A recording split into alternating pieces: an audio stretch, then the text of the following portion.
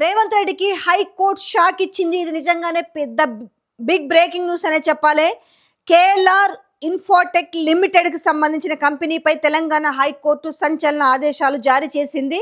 So ఈ KLSR కంపెనీకి సంబంధించిన వాటిపైన విచారణ చేపట్టడం గురించి లిఖిత పూర్వకంగా సమాధానం ఇవ్వాలని సిబిఐకి ఆదేశాలు జారీ చేసిన తెలంగాణ హైకోర్టు.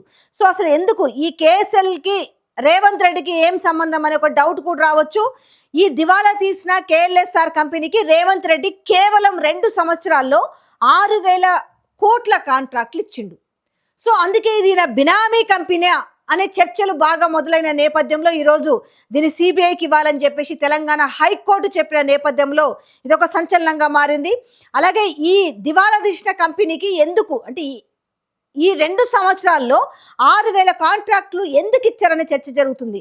కేఎల్ఎస్ఆర్ కంపెనీ గత అక్టోబర్ నెలలో ఇండియన్ బ్యాంక్ నుండి 15 లక్షల అప్పు చేసింది.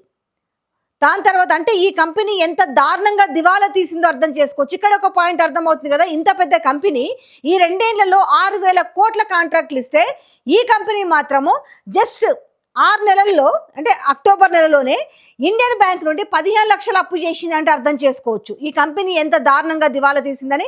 అయితే ఈ కేఎల్ఎస్ఆర్ కంపెనీకి అనుసంధానంగా చిన్న చిన్న కంపెనీలు కాంట్రాక్టులు చేస్తే వారికి 5 నుంచి 10 లక్షల బిల్లులు ఇవ్వకపోతే వాళ్ళు తెలంగాణ హైకోర్టులో పిటిషన్ దాఖలు చేసారు. దాంతో దీని బండారం బయటకు వచ్చింది. ఇలాంటి కంపెనీకి ఇన్ని కాంట్రాక్టులు ఎందుకు ఇస్తున్నారు అనేసి ఒక డౌట్ వచ్చేసిన తర్వాత దీనిపైన సిబిఐ విచారణ చేయండి అనేసి తెలంగాణ హైకోర్టు ఒక షాక్ ఇచ్చింది. ఒక్కొక్కటిగా బయటకు వస్తాయి. ఎందుకనంటే ఎవరు ఏమీ కనుక్కోలేరు అనుకుంటారు, కానీ చూస్తా బయటికి ఏదో రకంగా వస్తుంది అన్నట్టుగా ఈరోజు ఈ బినామీ కంపెనీ ఈ రకంగా బయటకు వచ్చింది. రేవంత్ రెడ్డి బినామీ కంపెనీ మీద సిబిఐ విచారణ జరపాలనేసి ఏకంగా తెలంగాణ హైకోర్టే చెప్పిన విధానం ఇప్పుడు సంచలనంగా మారింది.